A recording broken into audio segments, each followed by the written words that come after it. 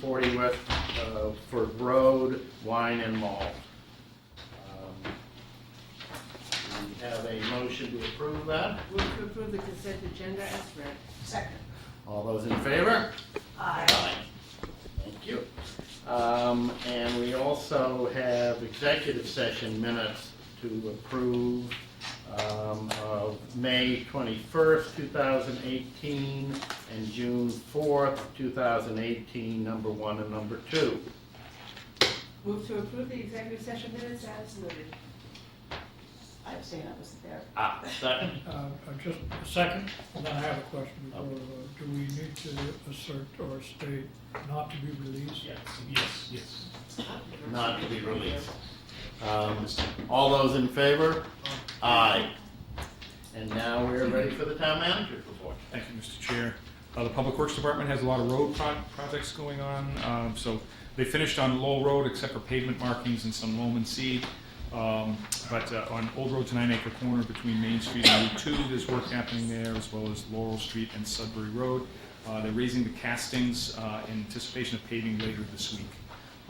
So there is a lot of paving work happening. The light plant activated its Google Groups list, notifying people that today is a potential peak day opportunity to shave the peak. By lowering the peak demand that we have on hot days, we can lower our annual cost over the course of the year. This might be the peak for this summer, or perhaps it will be hotter later in the summer. The special election results you've heard about, but there was a 13.56% turnout. That was better than the 3% turnout for the March election.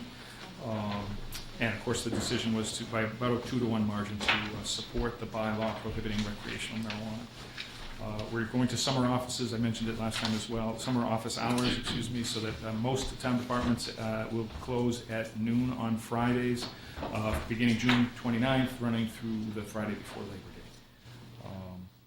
The second annual Middlesex Jazz Fest was a great success. We haven't met since then, but I thought it was great. Good bands, great music, good food, beer served. Good turnout. And a good turnout, excellent turnout. And the sponsors hope that will continue in the future. The volunteer reception to recognize the volunteers who serve on town committees is scheduled for this Thursday, June 21st at 5 o'clock in the hearing room. The Concord Police Department joined with ATA Cycle to sponsor a bike rodeo for students on Saturday at the Sanborn School. It was successful, giving the kids some training on safe bicycle practices. GPI has been recommended as the planning consultant for the Giroux property park development. GPI is the consultant that's done the Bruce Freeman Rail Trail, done the design work for the Bruce Freeman Rail Trail in Concord, so they're very familiar with the site and had some creative ideas about how that land might be reused for a park. TVA Architects has been selected to develop a master plan for town facilities. They're just getting started now, inventorying the town facilities. They'll be doing a public outreach process in the fall, and they hope to submit a draft master plan for town facilities in January. The parking decisions made by the board recently will be implemented in July.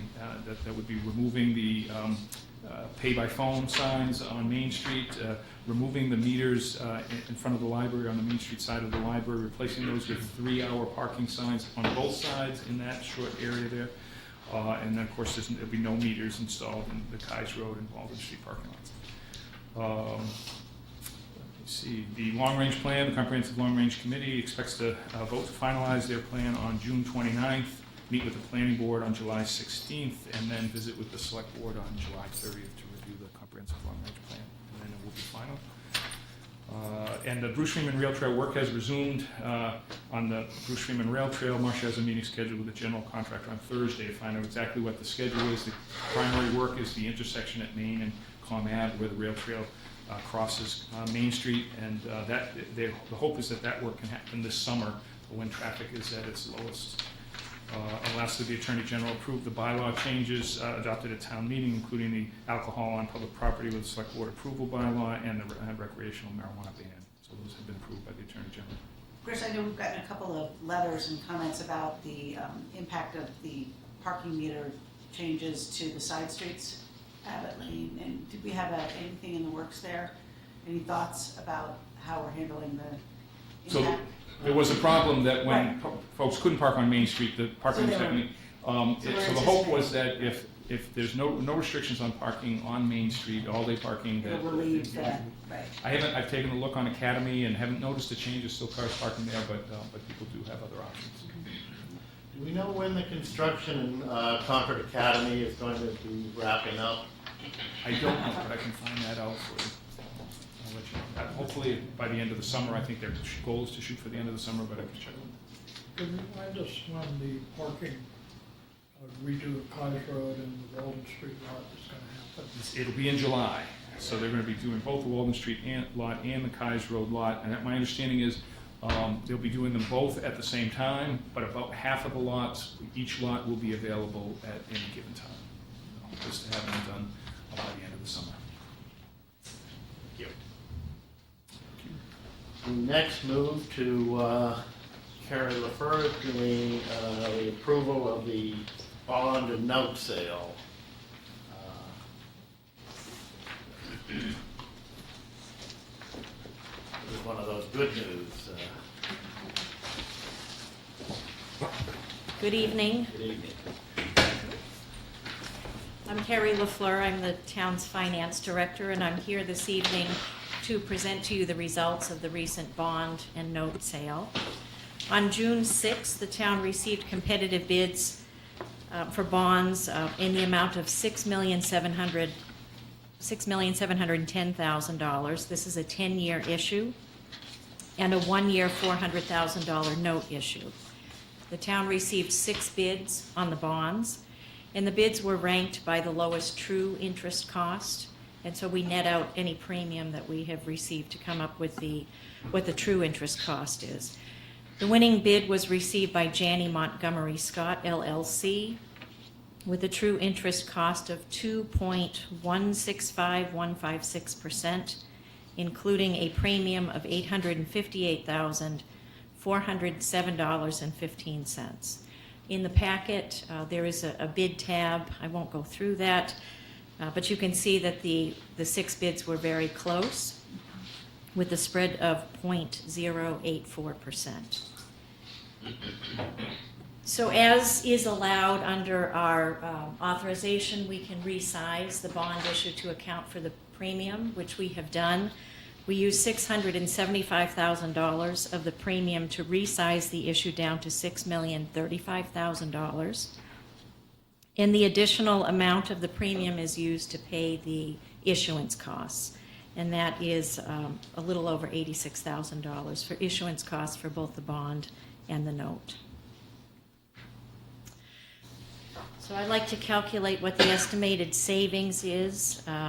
Over the life of this bond issue, the estimated savings to the average household is $108. I know it's not a big deal, but it's something.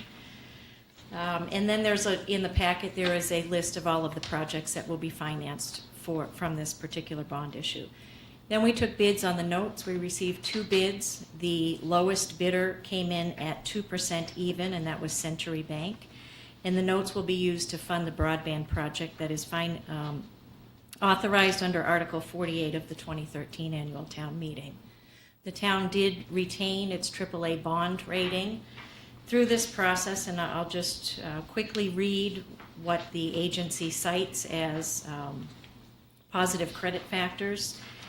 The high residential wealth and income, healthy reserves and liquidity bolstered by conservative management and historical support from taxpayers for debt exclusions and overrides to tax limit levies, a below average debt burden, and aggressive contributions toward the pension and OPEB liabilities. So as is custom, as the treasurer, I accept the bid, or I award the bid contingent upon approval from the select board.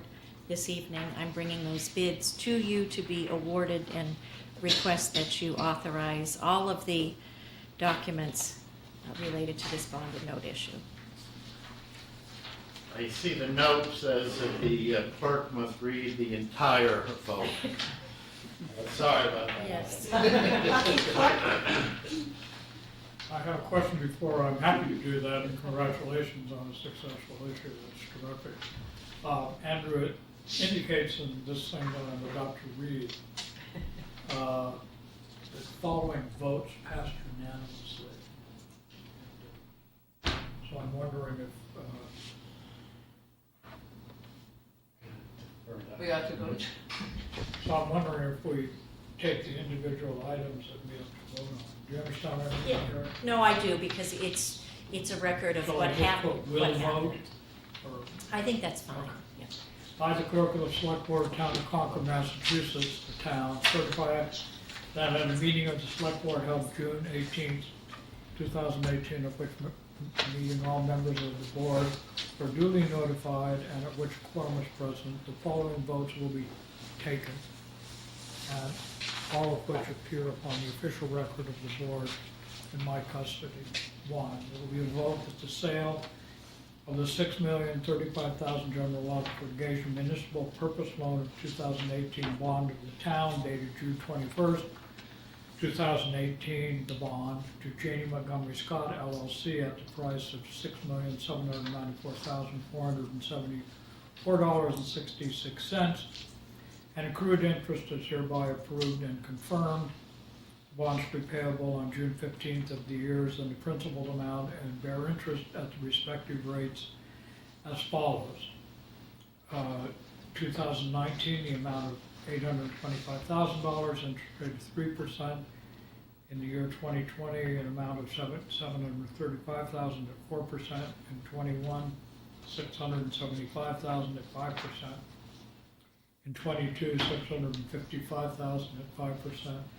2023, $650,000 at 5%, 2024, $515,000 at 5%, 2025, $505,000 at 5%, 2026, $495,000 at 5%, 2027, $495,000 at 5%, 2028, $485,000 at 5%. We will further vote to approve the sale of a $400,000 2% general obligation bond State House note of the town dated June 22nd, 2018, and payable June 21st, 2019, the note to Century Bank at par. We will further vote in connection with the marketing and sale of the bond, the preparation and distribution of the notice of sale and preliminary official statement dated May 30th, 2018, and a final official statement dated June 6, 2018, the official statement, each in such form as may be approved by the town treasurer, being hereby ratified, confirmed, approved, and adopted. We will further vote that the town treasurer and the select board be and hereby are authorized to execute and deliver a continuing disclosure undertaking in compliance with the SEC Rule 15C2-12 in such form as may be approved by bond counsel to the town, which undertaking shall be incorporated by reference in the bond for the benefits of the holders of the bond from time to time. We will further vote that we authorize and direct the treasurer to establish post-insurance federal tax compliance procedures in such form as the treasurer and bond counsel deem sufficient, or if such procedures are currently in place, to review and update said procedures in order to monitor and maintain the tax exempt status of the bond and the note. We further vote that each member of the select board, the town clerk, and the town treasurer be and hereby are authorized to take any and all actions and execute and deliver such certificates, receipts, and other documents as may be determined by them or any of them to be necessary or convenient to carry into effect the provisions of the foregoing votes.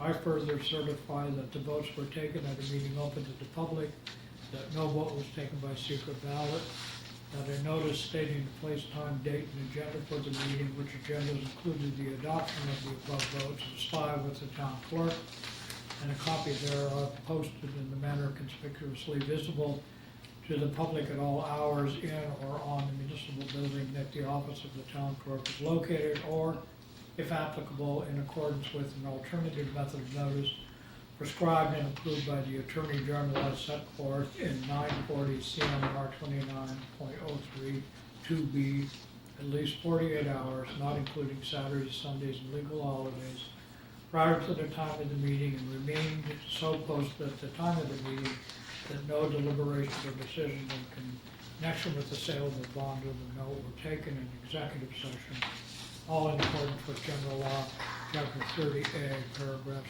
18 through 25 is amended. All those in favor? Aye. Anybody against? It is unanimous. I'll read it again. Thank you very much. Thanks, Gary. We are now ready to move to the 7:05 public hearing, change of directors / manager from Scottish Sportsman Club, 250 Old Mill Road. Good evening. Good evening. To open the public hearing. I second All it. in favor? Aye.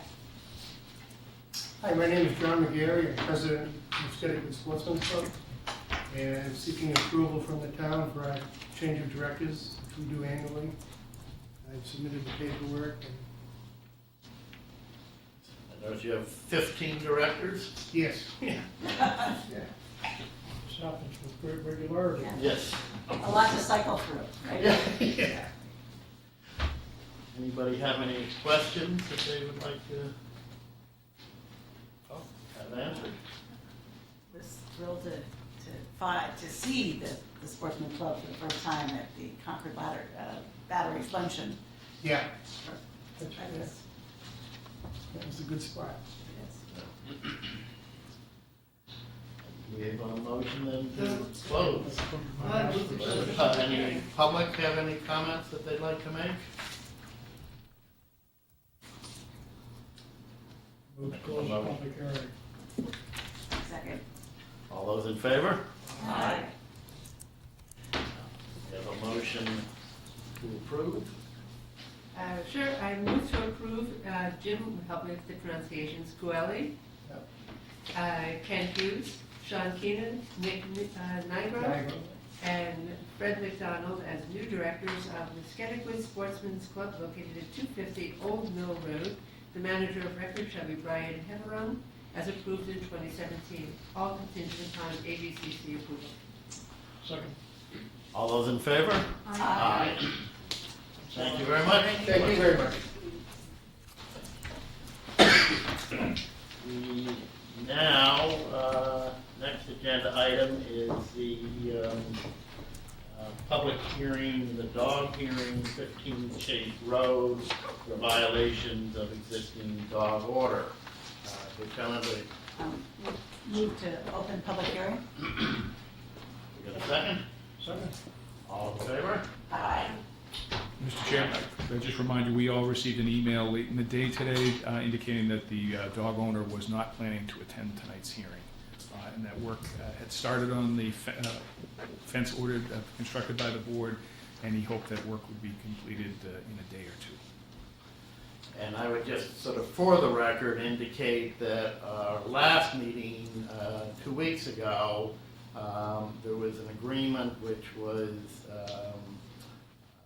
notified in a letter to the dog owner that the fence was to have been installed by Thursday, so it could be inspected on Friday.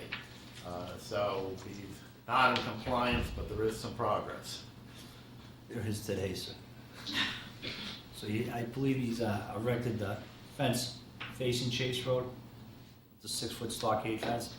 I don't know if Andrew There were some provided you with that. photographs that were. Yeah, there's also, I did a draft of a map. He wanted to construct in the backyard as opposed to doing the entire backyard, was to segment the yard by putting the fence from the corner of the house. I don't know if you can see it on the map. Is it I haven't seen on the table?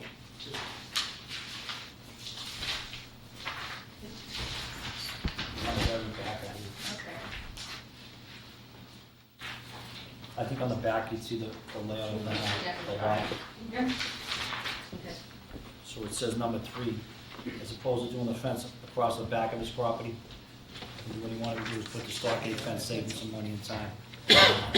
Segment the yard, so it would be surrounded that mechanism. The property abutting 44 Prairie Street would still have that 4-foot picket fence that he said he was gonna repair and then put bamboo blind, such as is on the that abuts the property of part of the property of 52 Prairie Street. Yes, in your opinion, do you think that would be adequate for the protection of the neighbors, and the kind of the initial purpose was to ensure that the dog presence wasn't going to be something that would scare and then put in peril any of the neighbors? There's been an ongoing problem for a number of years, and I think we wanted to ensure that the neighbors sort of felt that this was being accomplished, that there wasn't going to be a problem going forward. And we had fairly kind of strict guidelines, and I guess I'm a little concerned that, first of all, he's not met any of them, and now he's seeking to alter them. But I think, personally, my feeling is that if it achieves the goal, I'm not going to get too caught up in the method for achieving the goal, but I'm a little concerned that he seems to still not quite appreciate the importance of what we've asked him and requested that he do. I think his absence might speak for itself. Yeah. But I believe the only problem now, if he did erect a fence like he says he was going to, I think the problem might be just the property as it abuts 44 Prairie, because that fence is only about 4 feet high.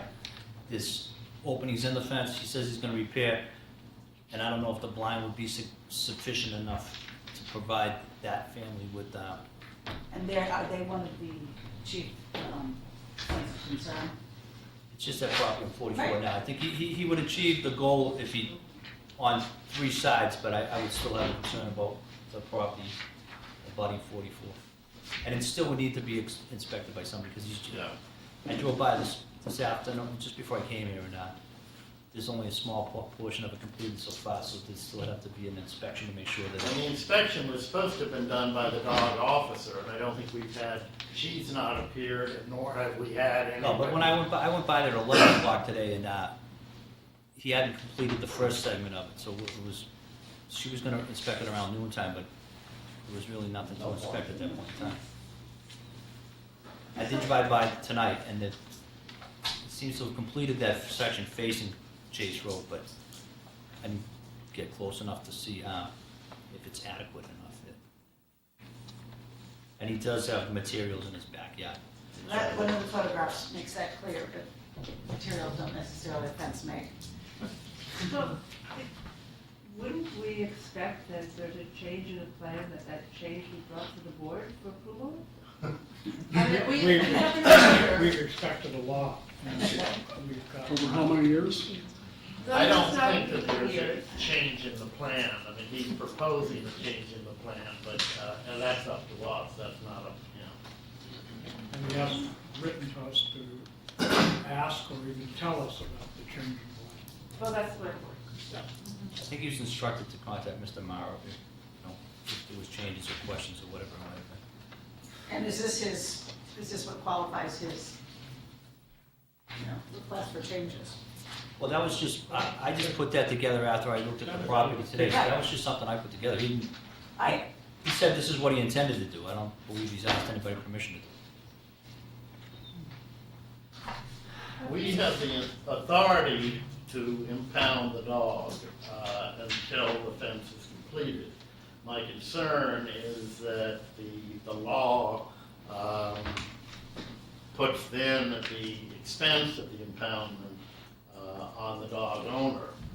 And my understanding is one of the problems in this situation had been the financial one to begin with. So that I somewhat hesitate, but it is more than annoying, his attitude and approach to this issue. We know the order of magnitude of what impoundment costs are.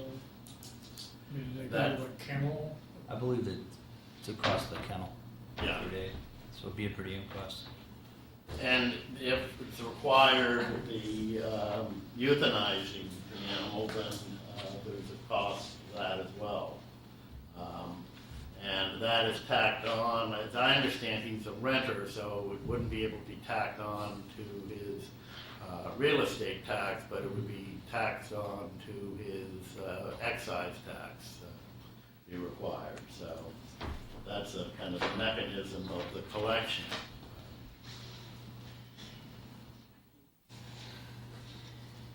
It's unfortunate that he's chosen not to be here tonight to tell us what his plans are and why they were changed from the order that he has. It wouldn't be credible to me if he was here. He's told us all kinds of stuff and it never happened, so.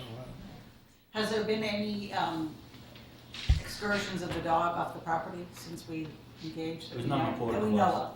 No, I was in the yard today and the dog did come out of the house, but it was on the runner and it did have the muzzle.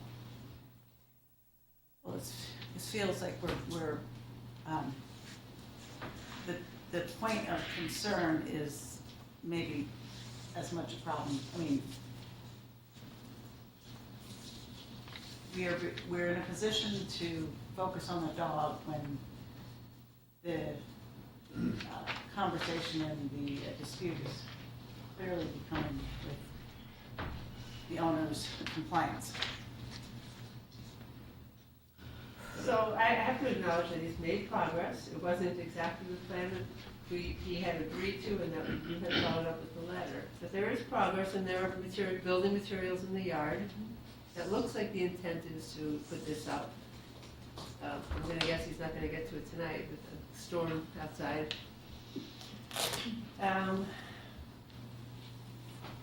Big dog? What kind of dog is it? Just serves.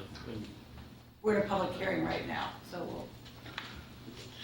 I mean, I guess the way I approach it is, our job is to be assured that the dog is no longer posing to be a nuisance and a problem.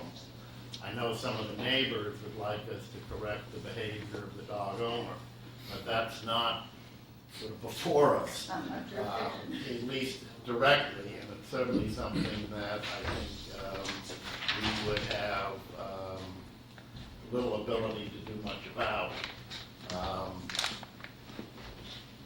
I hesitate to allow him as almost the tail wagging the dog, as it were. Sorry about that. To allow him to return further time to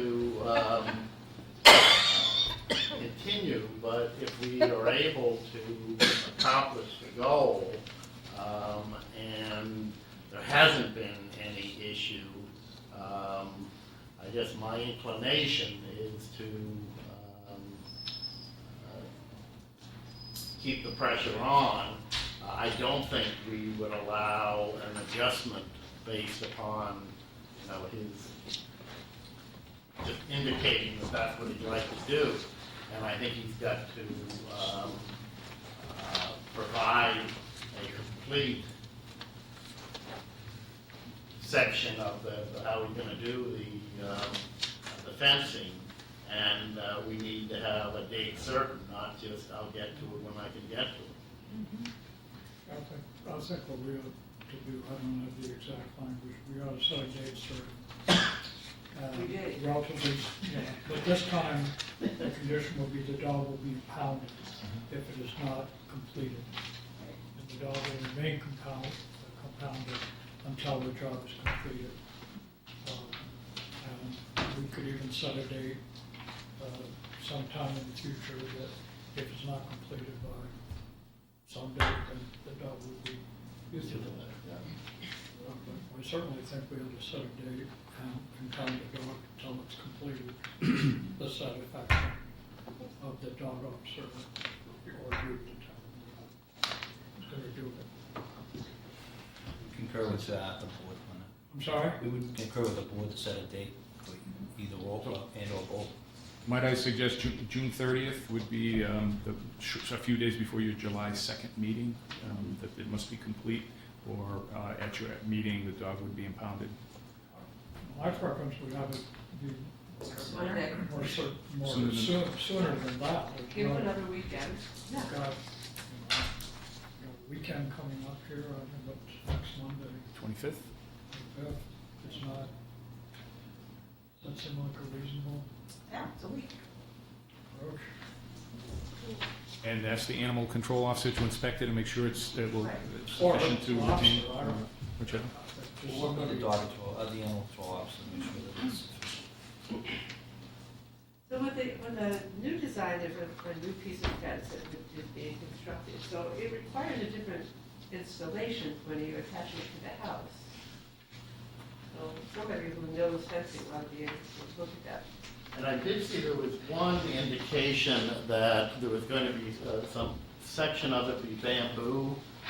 Along this, Bamboo screening, is that what you- along where the picket, On the side at 52 Prairie, the house adjacent to it, on the, as you're facing it to the right, they have both stockade fencing, chain link fencing, and a small portion of it is a bamboo screen.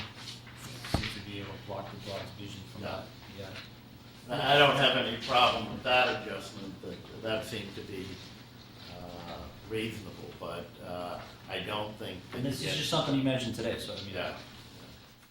I don't think he gets to dictate otherwise. One second.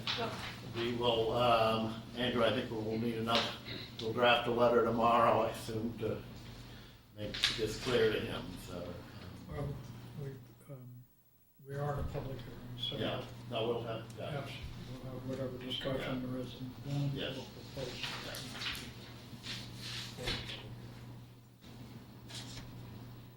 Any other questions or any of the public like to comment? Yes, come forward, please. The microphone? Tanya Gala, 62 Prescott Road. As someone concerned about animal welfare, and I've been at, I think, all the 3 hearings now. I would just, first of all, thank you for your compassionate approach to the situation, and urge the. It's awfully hard to hear. Okay, thank you for the so much. compassionate approach to the situation, and I would like to urge you to continue in that compassion and not make the dog pay for the owner's difficulties, personal or whatever difficulties. It reminds of the situation at the border separating children from parents. I was wondering what happened to that proposal that one neighbor gave last time about helping put up the fence altogether. That was kind of a hopeful proposal. And also that I believe that everything has been, it sounds like, I don't know the people, but it sounds like things have been taken care of to make sure the dog does not attack anyone or does not actively disturb anyone, so that the fence was just like an added provision to keep that in mind. Thank you. Thank you. So what was the situation with the neighbors? Do you know? That's No. outside of our purview, Okay. so. Thank you very much for your compassion. Thank you. I'll only say what seems to be compassionate to the dog may not seem to be compassionate to the neighbors, so that's the balance of I know. passes. Anybody else like to make a comment? Yes, please, George? Here. Yeah. Peter Scavangelli, 129 Everett Street. I just had a thought that, is it possible that a smaller area could be constructed so the dog can be outdoors and the neighbors are safe while he does the confinement for the larger area as a possible interim solution? I mean, he's been given every opportunity. Thank you. The proposal that he submitted shows that he would be making a smaller containment area. He's taking it on himself to increase the size of the yard for jog. Anybody else? Move to close the public hearing. Second. All those in favor? Aye. So, letter to him that he is to completed everything by Monday the 25th? No, well, Or it just- could be inspected on a Tuesday. So that would give him this Yeah. week and the weekend. And he has the materials on site. Well, he has the material, the stockade fence for 1, 2, One and section. 3. I'm not sure if he had for all of the areas, because his area that he sent to us, that we'll notice, indicated that he expected to complete the remainder of it at some point later in the summer. So let's look at the drawing in our notes. If he is going to install a new fence that is not shown in our drawing, that goes from the end of the house up to the fence,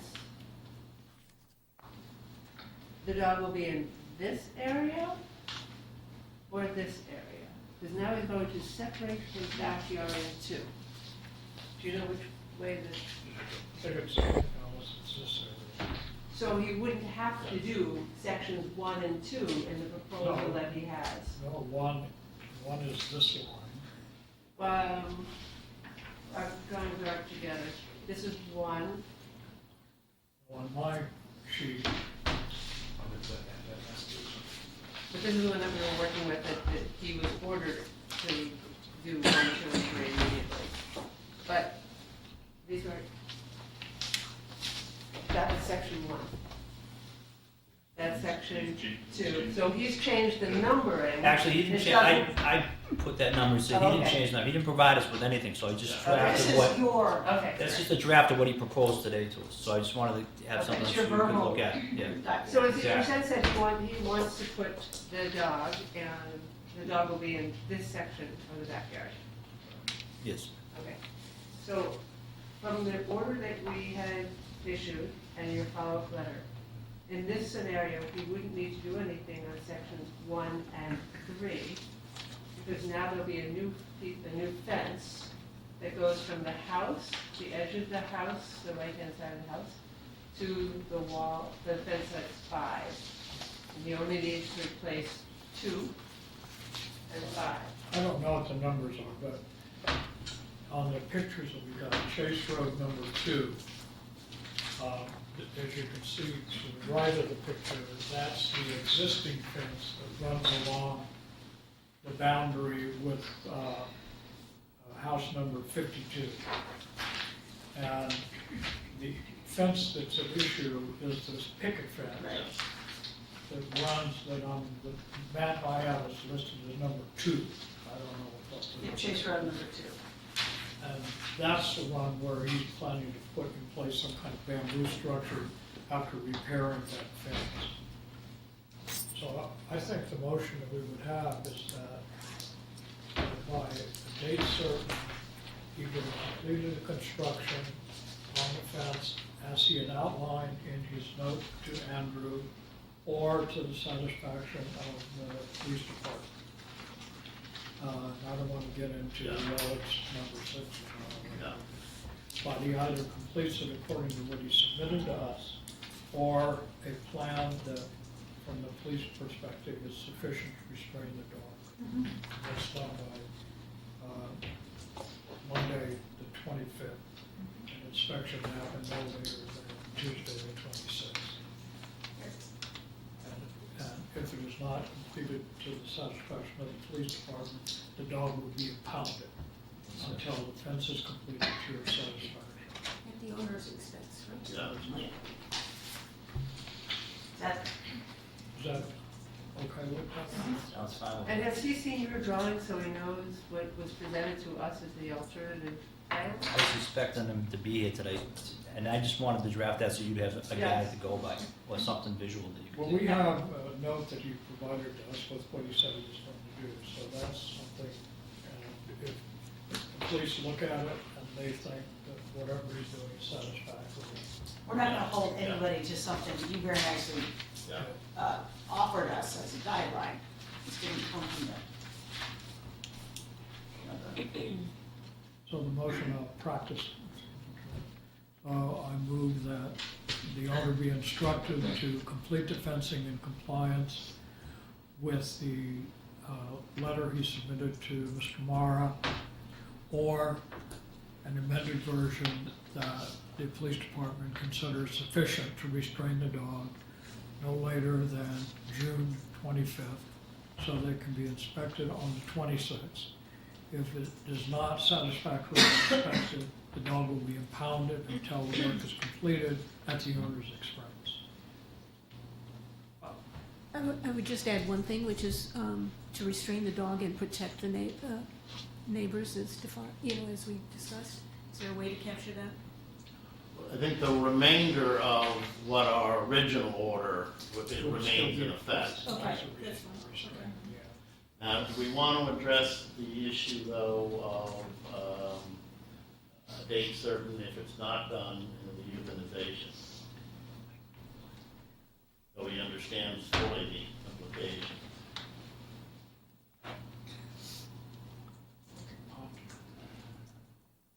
We have a date, if it Yeah. doesn't done, I think We the can- only remedy yeah, then is that's to fine. have the dog euthanized, and we can take it out.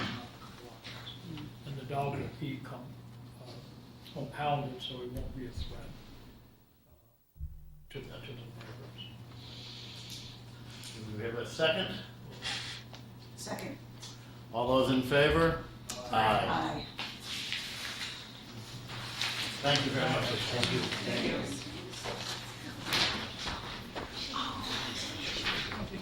We are now ready to discuss the response to Verizon's request for locating the wireless facility in Concord Center, Emerson Field. We have received a number of correspondence regarding this. Michelle, I'll not get the name pronounced correctly, but Scavengeli, 129 Everett Street, Cheryl Dreyer, 349 Main Street, Carla Monahan at 67 Silver Hill Road, Jerry Wedge of Emerson Umbrella, and Jack McBride, and I should have, but I don't have the address. 57 tonight, Everett Street. so thank you. So we. I also wrote in.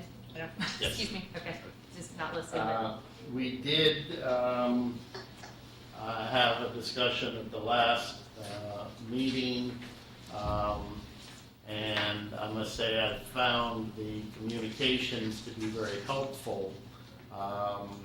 We also, we have from Marcia at the town manager's office the information regarding the application back in 2006, where there's, I think, a general hope that Kai's Road could be an alternative siting, and that addressed some of the problems that were raised at the time back in 2006 and 7, having to do with the historical commission's disapproval, and also having to do with the state historic commission's disapproval.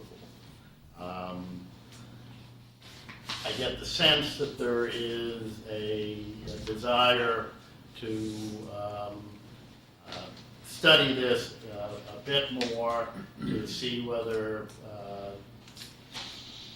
information may have changed or the policy may have changed from the Historic Commission, and whether Kai's Road could be an alternative. I also would note, in thinking about this, that there hasn't been any testimony that I've heard urging the requirement of expanding broadband. Verizon has come and they presented us with a variety. I think there were 4 different locations that they had looked into that church steeples that were not going to be available to them. But I think there has not been testimony from the business community regarding the urgency of having an antenna installed. So I think one of the questions that we need to discuss is whether broader, further study needs to be done on this to see whether A, there's an immediate need, and also that the technological changes that are coming, whether what is being proposed is going to be adequate in a number of years, or whether there's going to be something that is able to be scientifically shown to be safer that'll be available in a year or two. And there's no point in our going forward with something which is going to be obsolete in a few years. But I toss it out for my fellow board members for their input. Just before we start, just a correction, I think it's the Historic District Commission, not the Historic Commission. Okay, yeah. And correct me, especially Chris, if I'm wrong, my understanding was that the Historic District Commission's hands were somewhat tied to state and federal positions. Is that? Well, they found that they took their position independently, but and the Historic Commission was involved. They actually sought the opinion. The Historical Commission sought the opinion of the state Mass Historical. What about the It was the HDC that did not deny the application. So what about is there a federal and a? So yeah, the state expressed strong objection to the Kais Road site, 141 Kais Road, because at 85 feet, the tower would be visible from the Old North Bridge, from the Barrett farmhouse on Barrett's Mill Road, and several other Sleepy Hollow, several other national sites on the National Historic Register. Okay, so it would be if this conversation continued, we want to. Somebody would want to contact the state as well to see if Kais Road was going to be considered in some way, shape, or form. In some ways, it makes some sense, as we're just getting underway with facilities management planning, that if there are significant changes in the future to Kais Road, that could incorporate a study where the pole would not be as noticeable as it is now, which is as it was proposed, it was how many feet? 85. And would it be that, I'm asking this in general ignorance, I don't know that it would be the same pole, the same size, the same anything even today. That was, when was it? 2000. They are proposing the same size over at the. Again, I'm saying, I have that, we don't have a proposal for Kais Road. I have a specific question before we get into this a little bit. When Verizon was here last time we met, they talked about all the places they looked at. They referenced the Unitarian Church here. And they said they couldn't do it there because the bell was obviously visible. The belfry was not covered. But I went and looked at all of these sites just visually again. There's an area above the bell over here. And I just wonder did they look at, do you know if they looked at that area or just looked at the bell and said, well, can't go down here, which I would do, but did we ask them? I mean, kind of just aside, but there's a pretty good sized area above the bell. I don't know what is in it. But I think that was one of the problems. I don't know that the church was interested in hosting the site as well. That was. Well, there was one church that said, no thanks. I don't know if the first parish did it. I thought there was Elm Street. Might have been. The Trinitarian Congregational Church had no interest in leasing to additional wireless carrier. Are they already carrying somebody? That's the Trinitarian church. Yeah. Anyway, it's just a question, because obviously you can't put where the bell is, but there is, I don't even know how tall it is, but there is an area above the bell. Their concern was that Verizon expressed last time they were here that where, as opposed to some of the other, like the Holy Family Church, you can't see the installation. It would be very visible and therefore probably objectionable to the HTC Well, in the belfry The at bell, First Parish. well, again, there's an area above the bell that is enclosed. Mhm. Okay, I'll ask. I don't know if they would look at that. I don't, no idea. But to a certain extent, we're doing exactly perhaps the discovery that a further conversation or study. Well, it's just a question that if I had been on my toes, I would have asked last time they were here.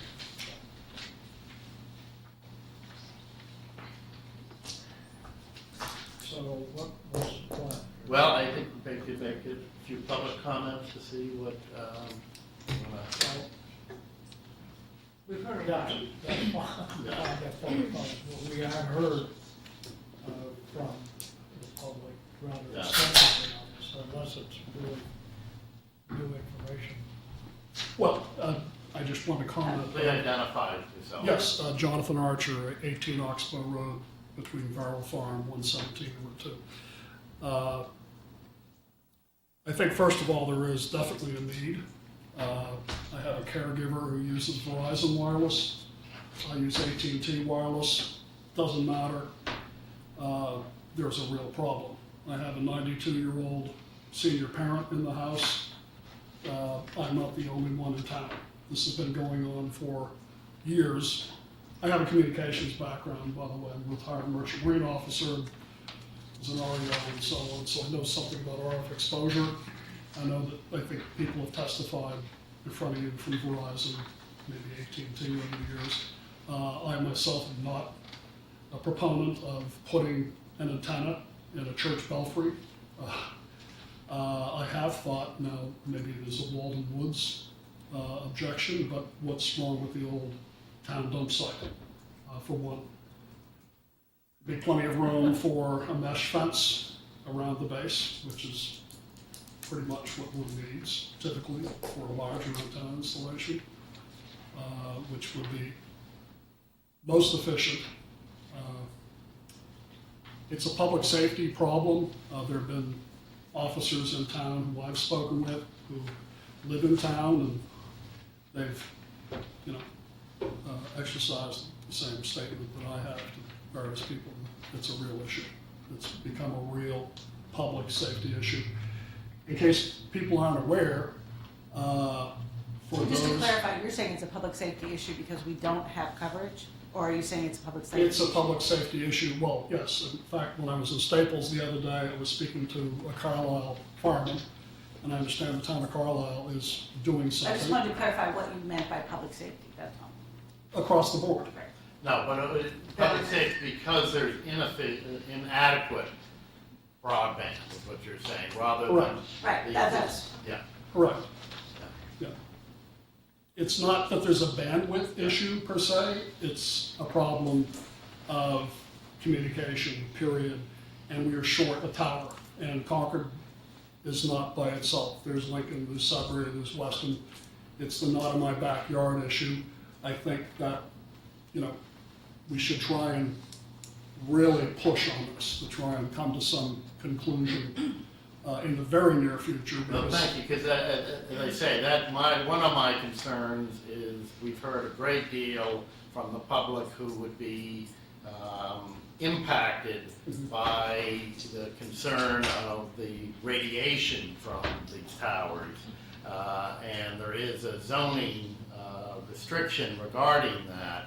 And so I think we want to pay attention. And I had not heard, I knew that there's a feeling that there's inadequate and that there's a problem with it, but I have not heard much testimony as to that. I don't think we've had any business groups coming before us who have said that it's impacting their ability to expand. Haven't had people who work out of their homes who are saying that at certain times they're unable to perform their work because it's inadequate. And so based upon that, my question in my mind was how quickly do we need to make a decision on it, and how much further information should we get? I know that at the State House, there's some scientific investigation that's being looked into. And, from my perspective, safety is very important. So I think Oh, what it's- you've expressed Yeah. is very helpful to me. I appreciate it. The higher the frequency, just that people are not aware, FM stations that people listen to, 88 to 108 megahertz, we're talking about UHF, ultra, and SHF, super high frequency. Microwave, people don't think about it, but when they take a cell phone, they put it to their ear, they're actually exposing themselves more readily to RF exposure than if they were using a Bluetooth device or if it were on speaker. A tower, generally speaking, if there's less access in meters to a tower, so many feet, depending also on the frequencies that whatever Verizon's going to use, whatever AT&T's going to use, and they're all within a certain range. I own a house with my wife down in Staten Island, New York. But I think that just was going to say, you're a little far afield here. I think you're No, this is to make a point. There's an actual area called the Greenbelt. And right on the edge of the Greenbelt, you can drive through the Greenbelt in Staten Island Borough. And there's a fence, and this is on essentially a 5-acre zone, off the road.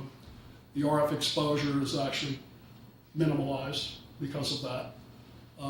You could, in theory, drive up, but then there's a locked gate, so this is what one wants, typically. You want a locked enclosure, so nobody can get to the base of the tower. Safety, keeping kids, will be kids away. The other thoughts very quickly, and I'll beg off to my chair, and maybe someone else would like to jump in. And I know it's state property, Northeast Correctional Facility. They have the tracking, panels there, there's the farm, that's just another, there's no historical significance there per se, but of course that would be a state town interface. So, Thank you. yeah. I'd like to hear that there is going to be a procedure that would include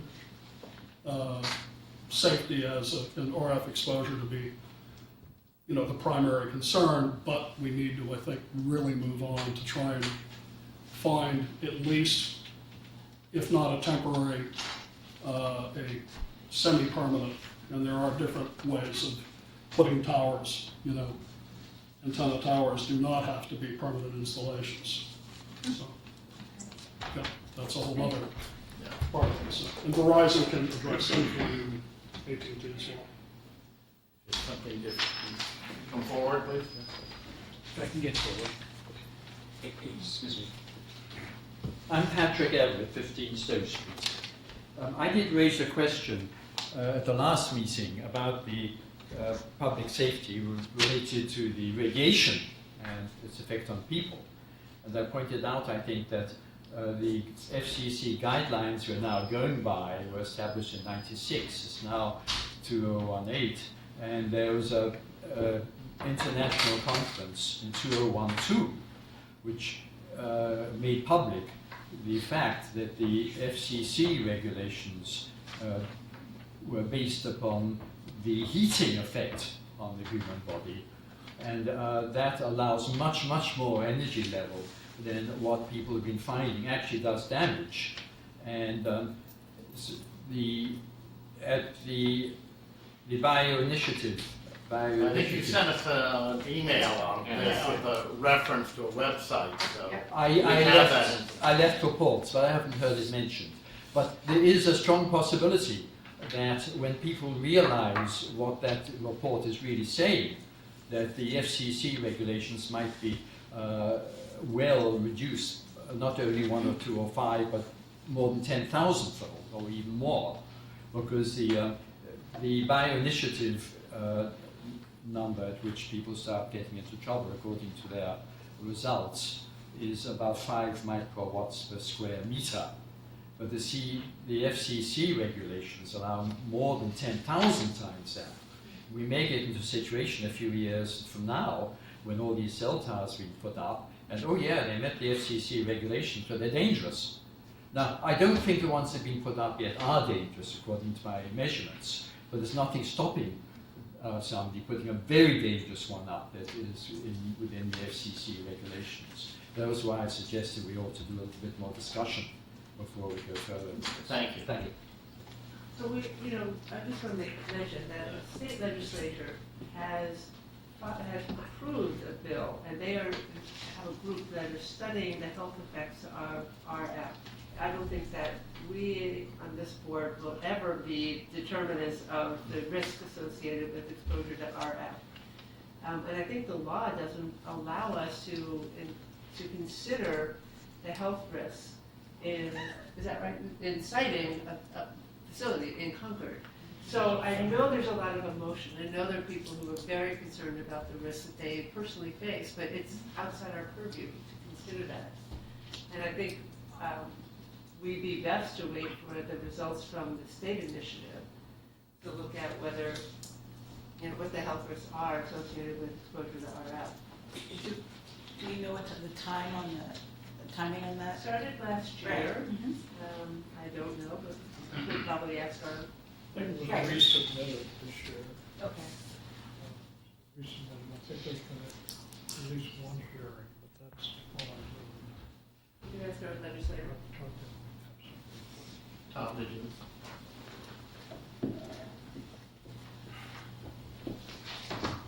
Tom Tarpey, 169 Heathsbridge Road, a member of the Finance Committee, but speaking for myself, I've prepared a very brief 10-part presentation.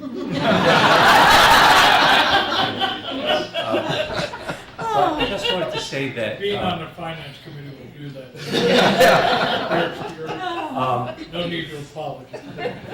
The companies, the various companies have been dealing with this sort of problem for quite a long time, and the technology is advancing fairly rapidly. AT&T has for a number of years offered a device called a microcell, which plugs into the Ethernet connection at any home or a business, and will let up to 6 devices operate on it. AT&T and I think all of the other carriers are now offering a system called Cell over Wi-Fi, which is available to any phone that comes within a Wi-Fi network's area. And although I don't know very much about it, I know that the companies are now developing mini cells, which are designed to go on the top of utility poles and are designed to create the kind of coverage that we want to see without a large, high-powered, high-elevation installation. So I think all of these things should be examined before we make a decision. And New York City's adopted the mini pole. Sorry, it'd be better if you not interrupt. This is a public meeting, so I know if it just the quorum here. And for Pete's sake, whatever we do, don't let them build that 150-foot flagpole in Emerson Park.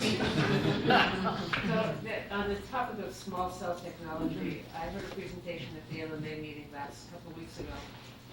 City of Boston has installed 1,000 small cells in the city. Which probably begs the question, and we're stuck right now between an understood need and an understood concern. And clearly I would look at the crowd here tonight and say there are a lot of people who have goodwill and want to figure out a solution. But, some people have a issue in their own backyard, and that's fully understood. And some people have other concerns. We need to look at all of our options in the best interest of Concord as a whole. I know I've heard from some, again, the interest in having a input into researching this with a intent not to find any one person's favorite site, but to look at all the options. I always hesitate to set up a new committee because they're always difficult to, but I guess the question is, how do we go about what you suggested? Task force, never a committee. So it's not our responsibility to locate possible sites for Verizon. I think their job is to go up, find what they need to meet their demand, and go through a permitting process. If we'd like to put it there, we go through a permitting process where, in the case of the Kai's Road facility, got turned down. So it's not, I don't think it's our responsibility to look at every site in Concord and find an alternative site to a place that they propose. We can. But it might be our, in our interest to look at all the technologies that are available. Who would have the expertise to do that? I certainly don't. Yeah. So I don't think that's within our purview either, to set the technology. There's people who haven't spoken, I'm going to get you first. Thank you.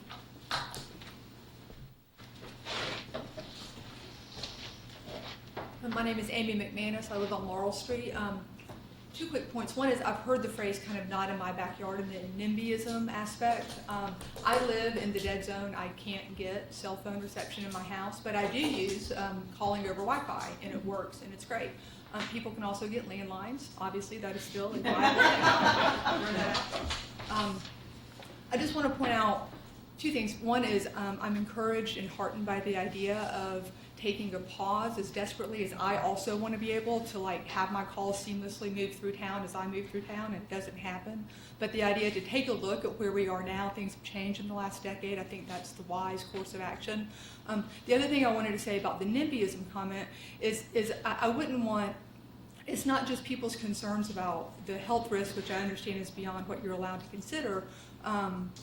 It's not just that I don't want this cell tower in my backyard, it's that there's an existing zoning regulation that is the town's voice on that. It's not an individual homeowner being persnickety, right? And I know that the 1,000-foot setback can be overridden, but that expresses the broad consensus of what the town wanted to have done in terms of siting. I don't think that's just an NIMBYism issue. I think that's a planning issue that deserves some weight. Thank you. I agree with that. Hands in the back. Yes. Look at you, and then we'll go across. Do I really need a microphone? Okay. Televised. For the sake of all of our viewers, I could be louder. but not as visual. So my name's George Carret. I'm at 148 Peter Spring Road in Concord. Three observations. One, let's say if we were going to do something at the Emerson Park, it should be spectacular and not something that's just, you know, a fake flagpole replacing that flagpole that were put up by the World War I veterans. And I could imagine, you know, a 20-foot by 20-foot by 150-foot smoked glass obelisk, but I won't go into the details. You know, maybe. Anyway, so because that would be there for 100 years after cell phone technologies. 5G is coming along, and that's going to be quite controversial in terms of radiation, because it's going to, you know, it's going to be in the terahertz range and all that kind of stuff. But so I think it would be worth having some kind of a study just to look at the kind of gamesmanship that's going along, you know, going around, especially given the change in technology that we're going to be having. So, and actually, again, that 150-foot obelisk is actually a serious proposal, but, you know, maybe somebody from Verizon can contact me. So that's all I really have to say. But the technology is really going to be changing. I mean, 5G is already rolling out in some cities in Delaware and things like that. So it's radically different. So Thank you.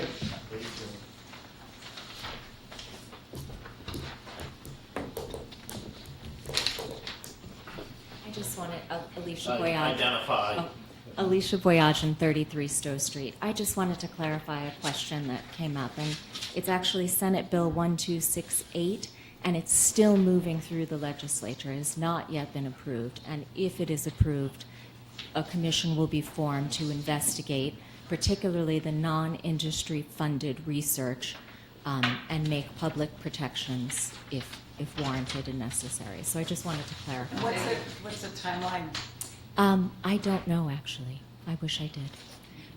But the State Department of Public Health is drafting information sheets on cell tower safety, as well as other information sheets related to wireless safety radiation. And I don't know when those will be released either, but I could put in calls regularly to ask.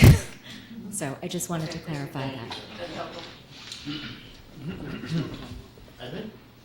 I guess the sense that I'm picking up is that there's not a groundswell to seek to have the cell tower be placed at Emerson Field, and that perhaps the wiser choice would be to delay it for a period of time to see what other options and what type of medical information or scientific information comes forward, and what other alternatives there may be. That doesn't address the need to take some quick action, but I think the quick action, at least I'm not feeling the great comfort level that this is what we really want. So I think we heard from Verizon at our last meeting, and we asked the question about what is their urgent need, and the answer was no.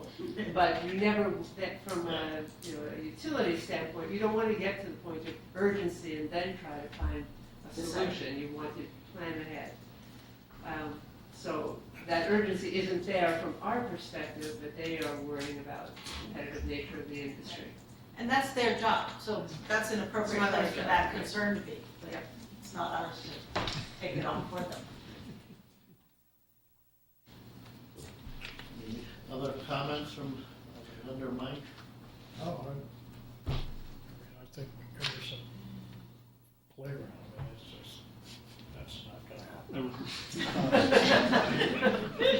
I think they're right. I think if we just simply say to Verizon, we don't want to do this now, period. I think it would be helpful if the board so voted, in the same way that the regional school committee voted no on locating it. I could be prepared to do that, but my concern is that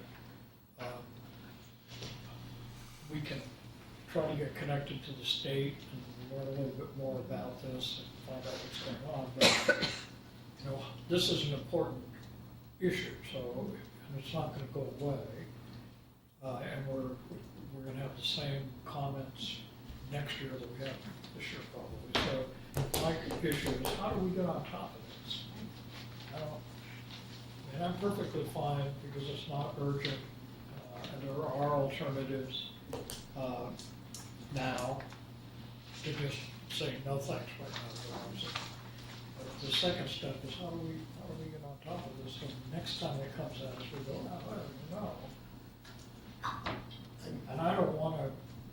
I think it's not a good idea to create a committee unless there's a real goal or task for the committee to do. And this seems like it's going to be an unfolding set of events that's going to continue to change. And it does sound to me like there's a lot of interest and expertise among the people who potentially were going to be affected by this. So hopefully they will continue to be active in keeping up to date with what's going on. Chris, is this something you had any occasion to talk to your fellow town managers or in the area? Well, they are all struggling with it. There's complaints about service, at the same time complaints about the visual impacts and the health impacts. So it's a constant battle. We've been approached by companies that do want to install the small shoebox size things on every other light pole, and there was some concern that might be unacceptable in the historic district. But maybe we take another look at. Do we know anything about the arc exposure from small cell technology? It's comparatively, I mean, I don't know anything about the real health risk, but the amount is way low. So what I understand is it has a 500-foot range for each one of those. Yeah. But it's relatively low. So it's meant to jump from one Yeah, light it's pole like a repeater. So you would feel from one seamless. light pole to the next light pole. we called the previous. I would be interested also to see whether perhaps it makes sense to contact the state, whether the Kai's Road is sort of forever, not a possibility. Things do change, and For as long as the Old North Bridge is valued.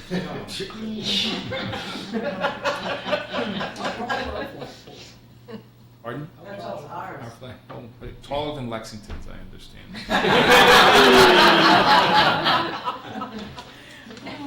Linda, do you have any thoughts? I don't have any solution to this, but I do generally agree with where we're going in our discussion here. And I do think learning more from the state would be helpful at this point. But I was also interested in how it would dovetail with planning, because especially since we're talking about an upcoming facilities planning. Is this something Mark Howell could jump into a little bit as he? Here's full. I'm just wondering if there's any, to your point, is there a place within the town's expertise where we could plan, put at least a literature overview and a scoping, which I know that exists in various pockets here in the room, but putting something together that's a little bit more formalized, not, as you suggested, not becoming an expert, because I simply I don't know all of the points of study that are out there, nor, as Alicia very nicely pointed out, we don't even know where it is in the state right now. With Google search, you can pull up lots of studies. Right. Lots. But to understand the studies is another matter. You want to make a motion to? Yes, I'll practice. I would move that we vote to inform Verizon that we are at this time not interested in the location of a digital cell tower in town. In Concord Center. In Concord Center. I would like to ask a question before you close out. Come forward then, please. Yep. Quickly.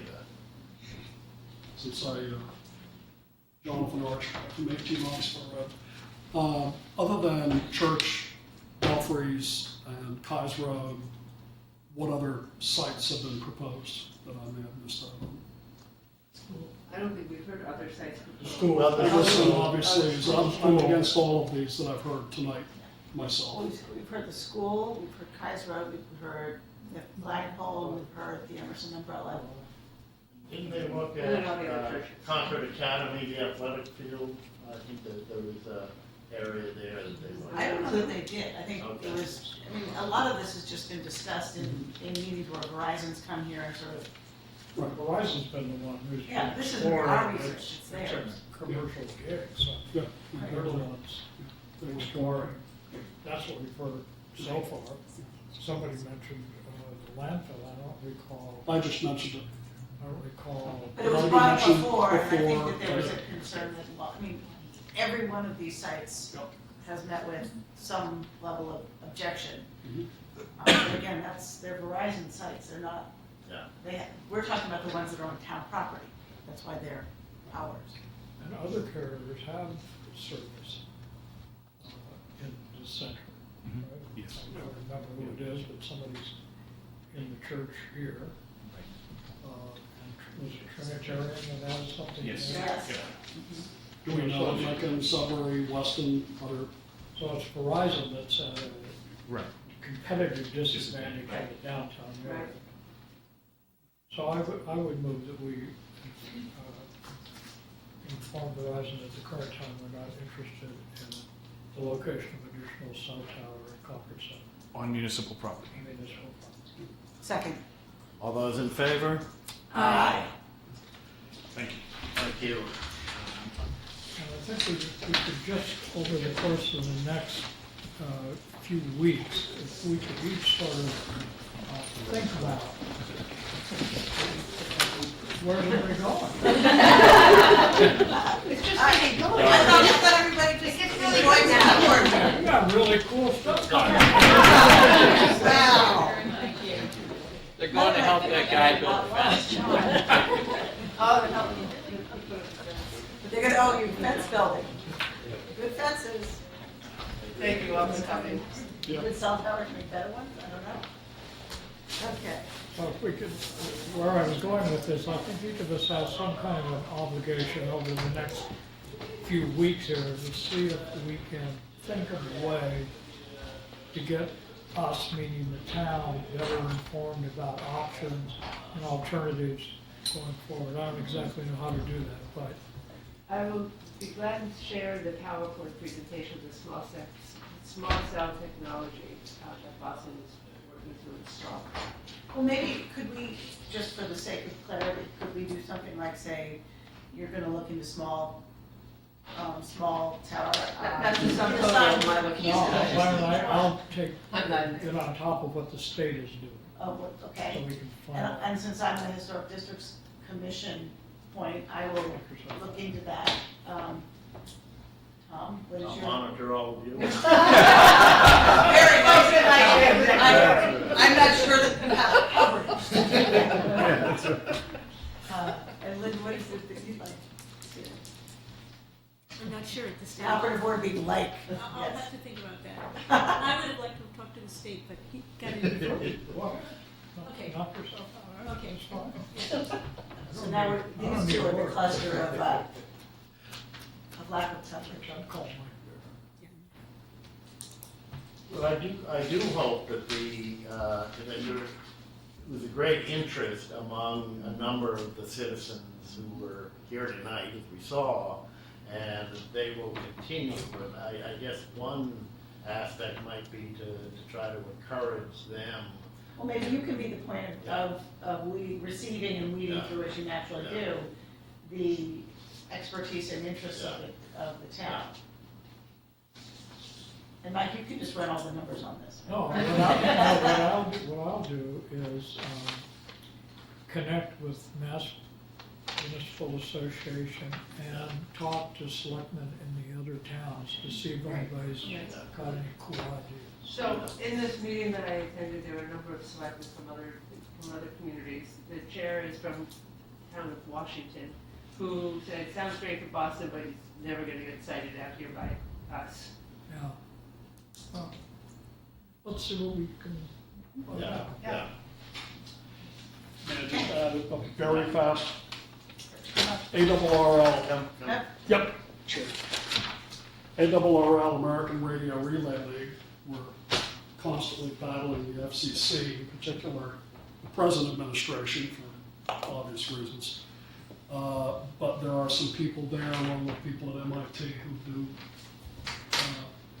have some of this information. I'm actually. Maybe you can send some of your information to Tom, who's now going to be the lucky recipient of it all. This That is, would be helpful. yeah, okay.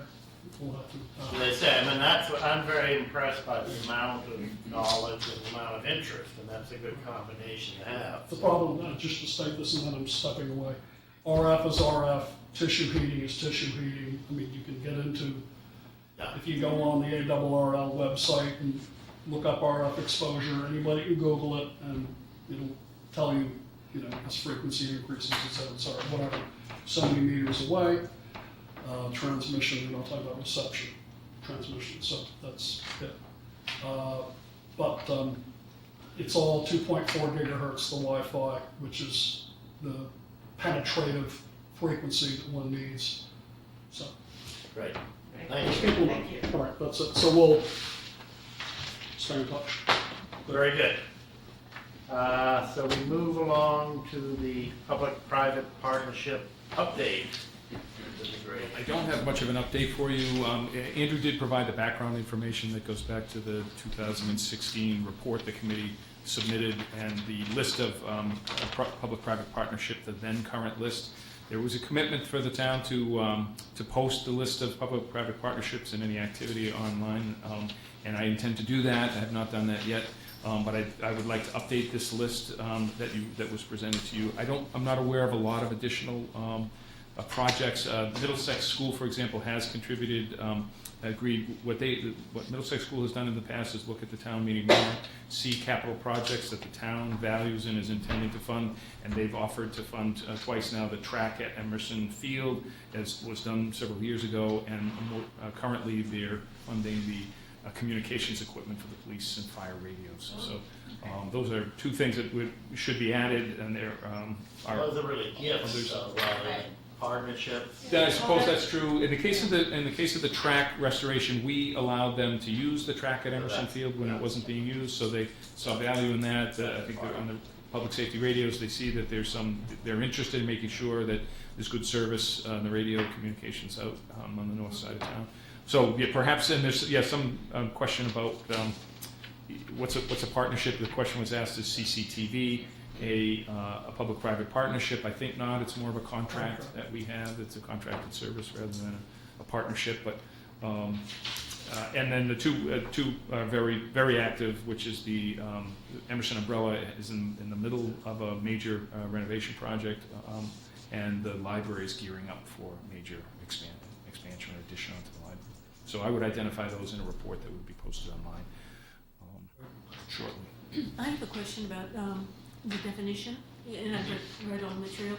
So when the town contributes funds towards public housing, for example, is that a partnership? Public-private partnership? Or it's really a public-public partnership, Yeah. right? Yeah. So CPA funds, for But example. CPA funds get So involved? like for the Junction Village. Yeah. I was wondering if, that's the. I think at the time we thought that those were not, because all we're doing, CPC gets money. Yeah. They have requirements that have to be fulfilled in order for the money to be dispersed, and that's the extent of it. So it's not So like. those are grants. It's a grant, like it's not an ongoing relationship.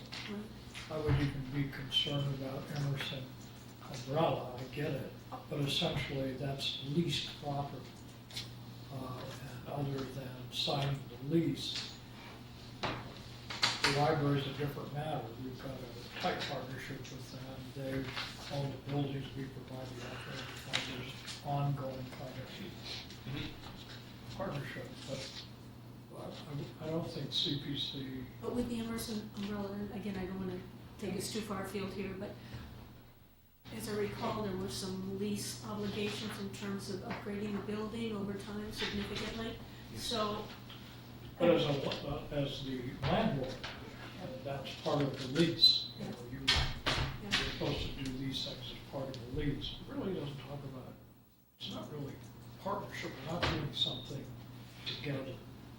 The difficulty though I had is Programmatically, yeah. CPC this year, I think granted $150,000 to the Masonic Lodge with the agreement, and I don't know if it was a written understanding or not, that the lodge would allow public access according to, and that never, from what I can understand, that never gets monitored.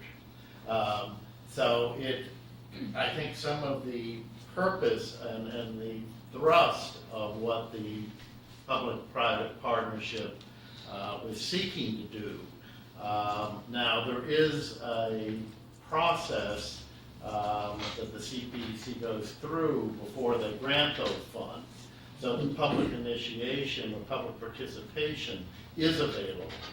But the monitoring, I'm not sure. I do think that that's changing, because I think there are now, my understanding is that there are now 6 months status reports that are required in terms of the conditions that were included in the agreement when the group accepts the funds. So that, I think, is going to be more closely monitored going forward. And will be published, will be in there. It'll be public, that's a public meeting, and, I know we have some of the past members of the committee. I don't know whether any of them would like to make a comment. We're sort of, I think, a little bit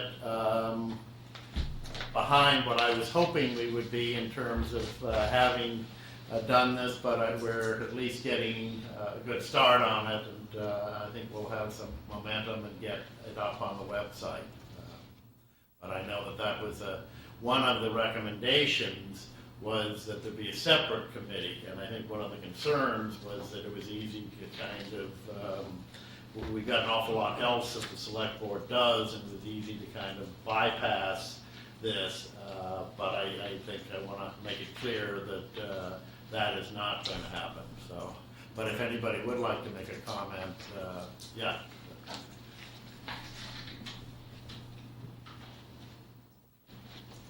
Dory Keough, 51 MacArthur Road. And it's interesting that you're raising the idea of a definition, because somebody just today said to me, well, is the Masonic Lodge a partnership? And, yeah, oh, thanks.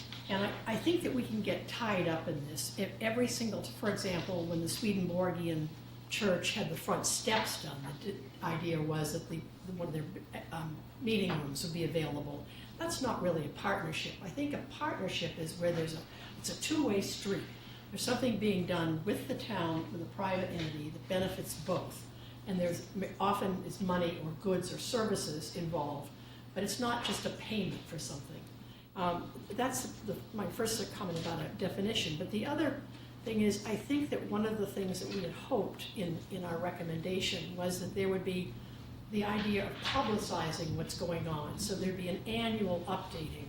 I think that there was some concern in the town in the past couple of years that some of the partnerships were doing things that the partnership knew about, but the general public did not. And so I would hope that I think we're making progress in getting something online, but that doesn't tell something so much. It's what it was when it was published and when it was put online. But the idea, I think, of updating, and I know this is a kind of a nuisance, and the idea is who is going to do that? Andrew, I know, volunteered, but we turned that over down. But I do think there's a real issue, and that was one of the reasons why the idea of, I know the word committee is like a bad word at this point. They're just proliferating all over the way, and I don't want to be on that committee either. But I do think that there needs to be some annual monitoring, so we see what's going on with the garden club. Oh my gosh, they ripped it all out, and what happened? Or they're going to. And I think I'm doing this in a lighthearted way, but I do think it's important because there's an awful lot, as we do more and more public-private partnerships, and the real meaning of a partnership, not a payment of goods for something. I think that it could just go wild, and I do think that at some point there has to be somebody running the store. That's what I would just hope that if there could be some consideration, and I don't know whether that comes from the select board or from Chris, or Chris's successor probably will be the person who will be dealing with that, right? But we can get it started. Yeah, I hope I've so, been because delayed. Tom has been asking for months now. I understand he's been sort of riding on that one, but thank you very much. Thank you. Yes.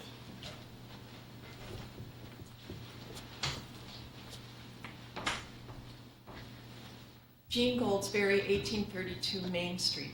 Well, I'm very happy to hear that the town will be going forward with publishing things. And I urge that to happen as quickly as reasonably possible. We're now almost 18 months out from when the report was originally submitted to this group. And I've heard from numerous citizens, whatever happened, there's still nothing. We haven't seen any information and nothing has changed.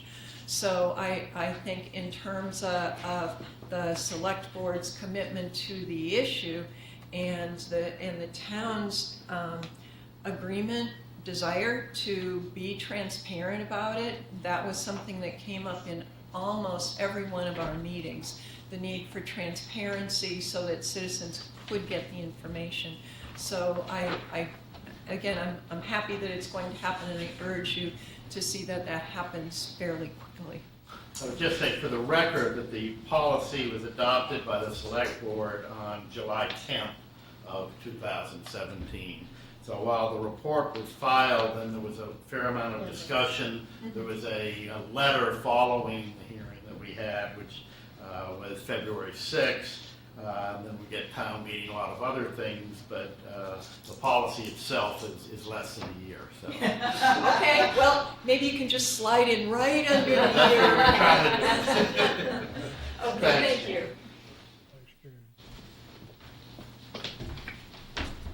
Carol Aronson, 7 Wright Farm. Back to your question, one of the things we wrestled with for, I can't even tell you how many months, was a definition of a public-private partnership. And I don't recall if, when you did your memo, if you really had that definition in there. And what we kind of found was that that became the crux. Well, when you're sitting there, because we went through this whole thing of CPA funds for this and that, and so I guess I would urge you, if you're going to pick this up again, to at least go back and look at how we define the definition. You know, change it if you want, okay? I mean, it was confusing as can be, but it was really important for us to, every time we came around to one of these things, to come back and say, does this really fit our definition? All right? So that's all I have. So you drew the box that we didn't do in giving you the We had to, because we were going crazy, okay? Because we would argue about CPA fund. No, we needed that. So I'm just saying, our definition, you know, was pretty simple, but I would just urge you to, if you're gonna pick this up again, to try to start with that, and if you change it, great, okay? But That's good advice. you totally had to have a box, and every time we went back. Thank you.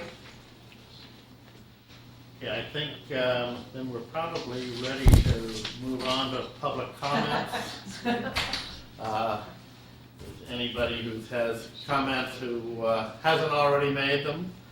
Otherwise, now we can go, oh yeah, come forward, please.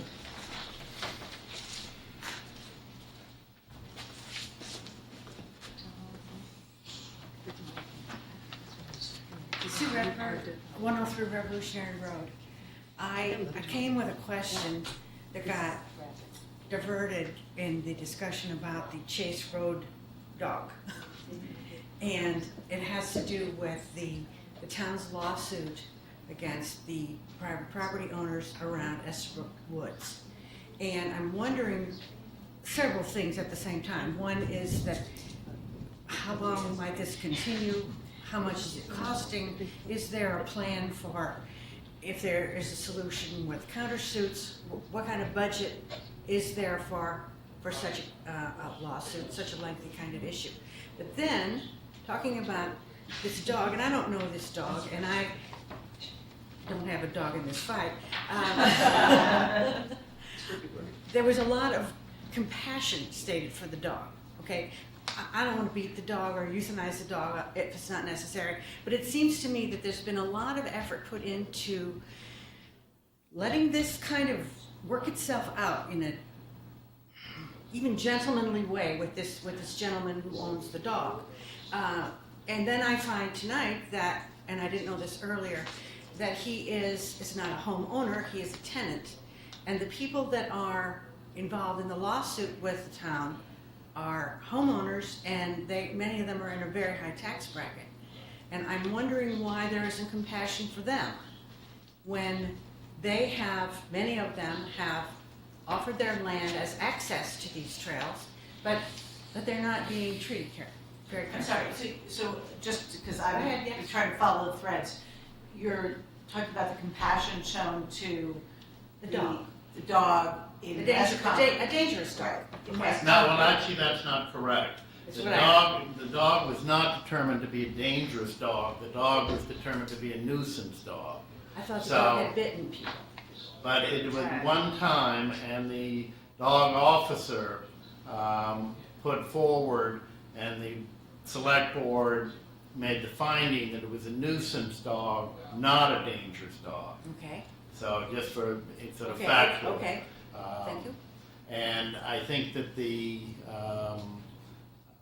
I'm not sure if I see kind of the connection at all. The lawsuit issue is a very complicated, it's a land dispute. Right. It doesn't have something to do with anything other than access on a path that one point was a county road that was then abandoned, and the question was, then does the town have the ownership of it or the right to determine access over it, or do the abutters? And it's a legal issue that is being attempted to be worked out. One never knows. It takes two to make an agreement. We're making efforts, and time will tell. Okay, so you see it as a black and white issue. You don't see anything of the nuisance aspect of the dogs, the people who insist on unleashed dogs or whatever's going on in these other side issues around this. I think it's very different. I think that the leashing discussion has been under the purview of the NRC, and while it's a separate, it has nothing to, it is in the environment of, but it is not a part of the lawsuit. Okay? You know, just because it all. It's complicated. Yeah. I understand it's complicated. I can't even express myself. Right, so it's doing a good job. But the West Concord case, there was a legal definition of a nuisance dog. versus a dangerous dog. Versus a dangerous dog. While some of the abutters may, in their mind, find Shoot, I'm some of sure the of dogs that go by their property or on their property to be a nuisance, there's not a determination, nor has there been an effort to make a determination that they are So in it's fact two different- legally Yeah. exactly a nuisance dog. Right. So it's a. And the town isn't involved in a discussion Correct. about About the dogs dogs. on Estabrook Road. That was an NRC determination over You can conservation. see how it gets confusing. Yeah, Oh, it's not, I'm not, definitely can see I that. don't see how That's why we get paid the high. I understand that. So I hope we helped. Okay, thank you very Thank much. you. Thank you. Okay, any other? Yes. Yes. Carol Lawrence and Southern Right Farm. Estabrook Road has nothing to do with the NRC. Estabrook Road, yes, but the. You just said Estabrook Road is No, under the I was talking NRC. about the dogs on leash, the leashing of dogs, which is at Pungatasset, which was an NRC determination. Right, but you just said Estabrook Road was NRC, so that's all I I wanted to. apologize, I was thinking about the Estabrook Woods. Okay, we've cleared that up, and we're moving along now to liaison reports. Linda, do you want to go first? I think we were, the last How far time. back do we want to go? The last time we bypassed, it, I think it was about 10 o'clock at the time. Exactly, sir. Well, just in the last couple of weeks, I can say that I've been to a CPC meeting, which was basically an organization meeting. They had their first. That's why you know so much about it. I was also on that committee for Right. a while. They also had an information meeting tonight for first-time applicants, and they'll repeat that information session in early September, in case someone missed it or didn't have a chance. Also been to the Affordable Housing Funding Committee, and again, they were preparing for the select board meeting. Obviously, they came and spoke to us. I think, by the way, they're interested if we have any comments to give them, because that night, obviously, we didn't have time because things are moving along so quickly. I've been to a CHDC meeting recently, and they did an update, among other things, they did an update on the cost estimate, I think, for the house on the Giroa property. They were talking about that, among other things. Been to a ZBA meeting, and just a couple items, one of which was the renewal of a bed and breakfast in town, again, so. And then I happened to go with Jane to the West Concord Advisory Committee, but I'll let you talk about that. Which is an adjunct to the planning board, which is good, so we can all. Mike, you want to go next? Well, the three I'll mention is I attended the HATS meeting. We were spoken to by the superintendent of National Park about his plans. We also heard about plans that Bedford has for developing rather substantial commercial properties back behind Hartwell Avenue, back that way. something we should find out a little bit more about, Chris, because it has the potential of diverting traffic onto Route 2A. Coming into town, I don't know how far it would, but it does have that potential. I attended the Concord Municipal Light Plant meeting, as usual, full agenda, talking about race and a number of strategic initiatives. And then today I attended the quarterly Hanscom Air Force Base update. It's always very interesting about partnerships that they're doing with various towns.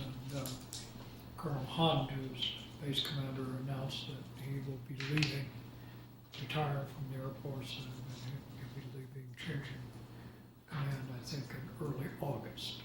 So he's been a terrific base commander, very engaged in the town. So too bad to see him leave. Alice, would you like to? I was out of town. Although I did go to Tell the us about your Minutemen. vacation. I did go to the Minutemen Building Committee meeting today, and we are still on budget, on time, and there's been even more progress since our site visit. And Alice, our site visit. Yes, Yes. yes. Our site visit. Yeah. Oh, yeah, report, please. We also had a site visit of the school and construction, and a lot has been done since that was 2 weeks ago. Great, they were now finished with all the roofing, all the floors that we saw in raw condition have all been completed. The interesting thing is they had already pre-purchased the Canadian steel, so they were all set to knock Wow. Thinking ahead. The whole approach to building was very unusual, which they have been able to construct this project in increments without having 100% design complete. So it allowed them to advance the project, and the school will be ready on budget a year early. And what a phenomenal site it is. And thank you for putting that together, Alice. It seems like it was a long time ago, and it really wasn't. I think it was. Well, I attended one of our bi-monthly magic meetings, which is the 13 towns that we are a member of, planning meeting. And I think everybody here should feel proud of the level of interest in our leadership with the sustainability principles in the master plan process. I think we're going to be asked for a lot of guidance to other towns. There's just every one of them indicated some curiosity about, and we're all trying to attempt, small bites of the same apple, but nobody had.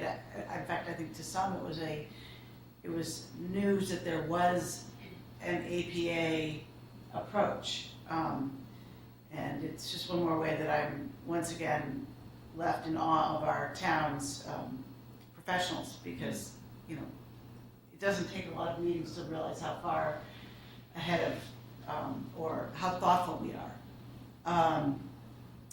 So they looked at the APA sustainability planning, and we had a discussion over it and comparison to some of the other things that are being done. And then they're going to have a small building, accessory dwelling units, education and support discussion on July 17th, which will be led by the AARP of Massachusetts. And I will send out more information on where that's going to be, but I thought that was accessory building is something that I certainly hope people in our planning department are going to be involved in that.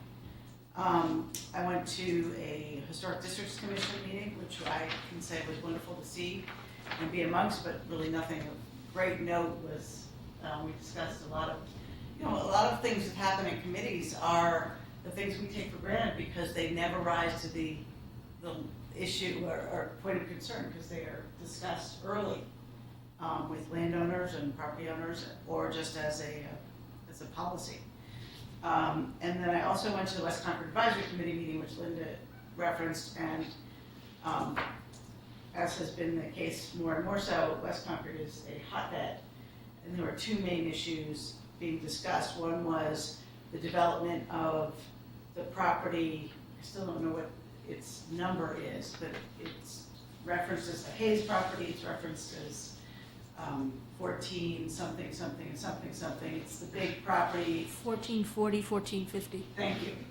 Where the shoe store was? Hay Shoes? No. No, this is the big property on Main Street. That's bordered by Highland on one side and Main Street on the other. And the proposed developer of it was there giving a big presentation. And as of his discussion, there'll be 37 units proposed. There will be, it wasn't clear whether there's one or more triplex, a couple of duplexes, and a number of single family. His goal is 2-car garages for every unit. It's a PRD. And from a construction, as described, again, this is just the stage of the planning. None of this, I assume, is set in stone.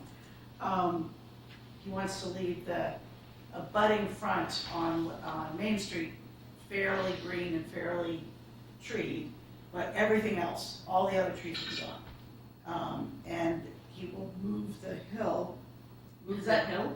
That top is about the highest point in West Concord. He's going to level it back and push the earth back so as to create a larger platform to build on.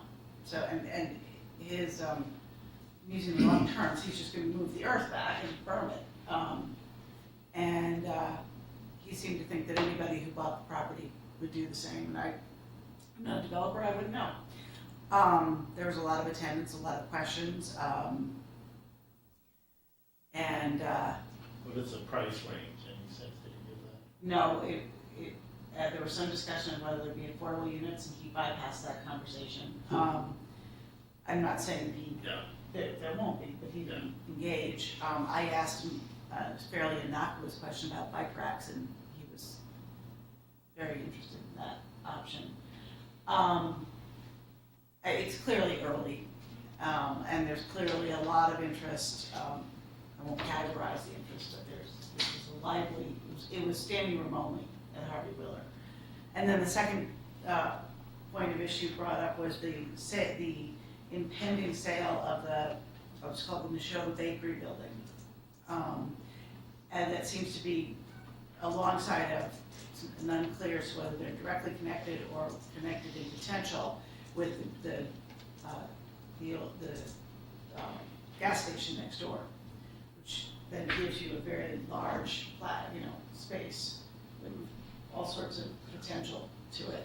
And there was a very large discussion over trying to come up with an effort to exercise Neshoba Bakery's right of first refusal and get in front of the sale so as to retain some of what I would have called village scale and character when I was on the West Concord Advisory Committee. They're trying to, because right now there are 32 artisans and business owners who work in that building alongside Neshoba Bakery. There's also, for those who are not familiar with the space in West Concord, the lot that's in front of to call it a parking lot might be a little overly kind. The space that you would park in to go into Neshoba Bakery, that I guess it used to be a car lot maybe at some point. It was.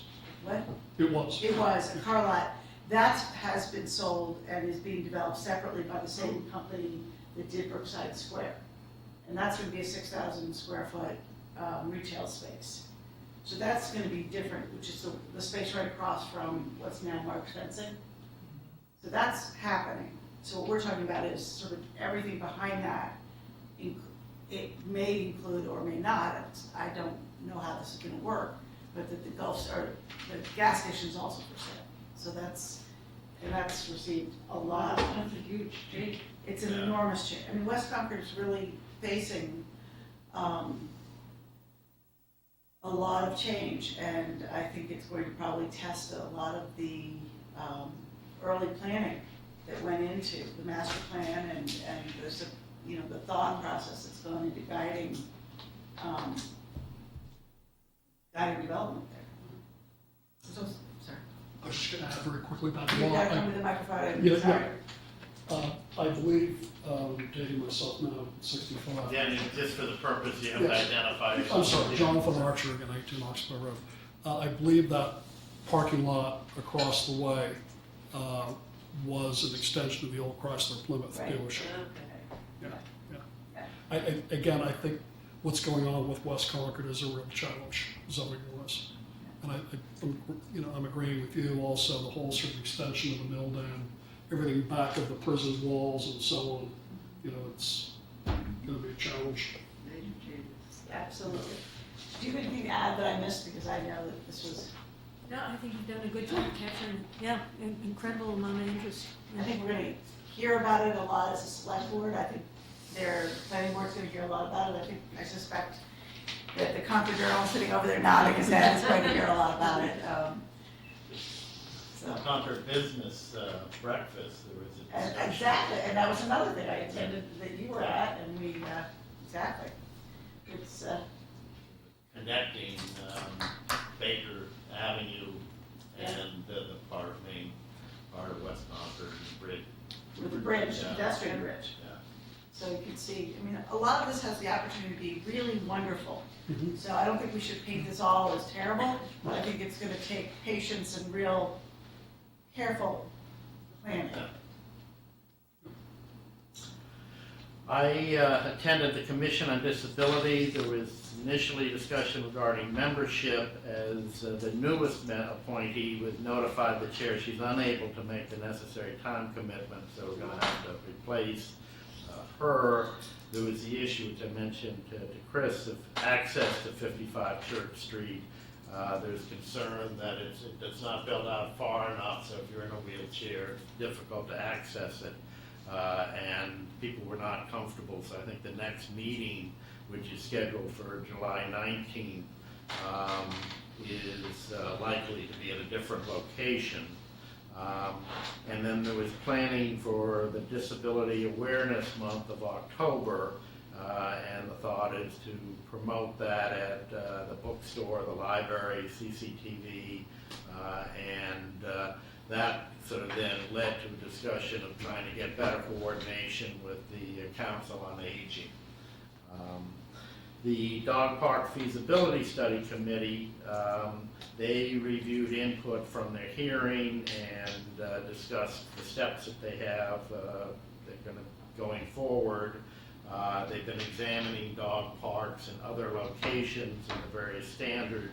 Their next meeting is going to be July 10th at 5:30. And then the PEG Access Advisory Committee met on the 14th. It was their first meeting, introduction of all the members and their backgrounds and interests. It's a very sophisticated and informed group. They reviewed the committee charge and the duties. They discussed the issues of open meeting, public records, and conflict of interest, responsibilities. They elected the officers. The chair is going to be Carlin Reed, and their clerk is Peggy Wargelen. And there was a discussion of their outreach and whether to do a survey. Their next date is going to be July 9th at 2 p.m. and then also August 15th at 9:30 a.m. Those were general. They got off to a good start, I think, and it'll be an interesting committee. So I guess we now, miscellaneous correspondence. I already mentioned there was quite a lot of correspondence regarding Verizon. I don't know if people, other correspondence or anything miscellaneous people would like to raise. Otherwise, I guess we can go on to the nominations. Let's see, we have a few nominations, one nomination for appointments. I nominate Vincent Carlson of 34 Everett Street to the Affordable Housing Funding Committee. We have a couple other ones that we'd like to add to. Are the nominations? Nominations. There are others. Yeah, just last minute ones that were left off. That we just got green cards for. Nicole Palmer, 1771 Main Street, for the Concord, yes, the Concord Housing Development Corporation. That's the nomination? Yes. Are there others that just those Krista Collins to Junction Village Open Space Task Force. It's recommended from Marcia. You got the green card. You can put that in that nomination too. This is the first one. Marcia also forwarded an email from Joan Ferguson expressing her interest and Liz Rust. So those are two members that we could add. So the three, Krista Collins, Joan Ferguson, and Liz Rust, we could nominate to the Junction Village. And Marcia's, anxious to get that thing started as well. So Chris. Yeah. Yeah. So, is that it on the nominations that we don't know about? Yeah, these are just late breaking ones, so. Yes. Late breaking nominations. Yep. And we have a committee appointment. Move to appoint Melissa Saltfield of 7 Concord Green, number 7, to the Community Preservation Committee as the Historical Commission designate for a term to expire May 31st, 2020. Second. All those in favor? Aye. There's some committee reappointments. Move to reappoint Jerry Evans of 1844 Main Street to the Concord Housing Development Corporation for a term to expire May 31st, 2021. Carrie LaFleur, Finance Director, to the Retirement Board for a term to expire May 31st, 2021. Tom Martin of 710 Old Marlborough Road and Alicia Hess Cleary of 77 Wood Street to the Concord Cultural Council for terms to expire May 31st, 2021. Also move to confirm the town manager reappointment of Robert Gross of 401 Main Street to the Historical Commission as an associate member for a term to expire May 31st, 2019. All those in favor? Aye. And now, we're ready, we move to adjournment to executive session for the purposes of discussing land acquisition, the Duro property, and litigation, W.R. Grace, and to not reconvene in open session. The executive session is needed to protect strategy discussions affecting litigation on unstated matters. Do a roll call vote. Linda? Aye. Aye.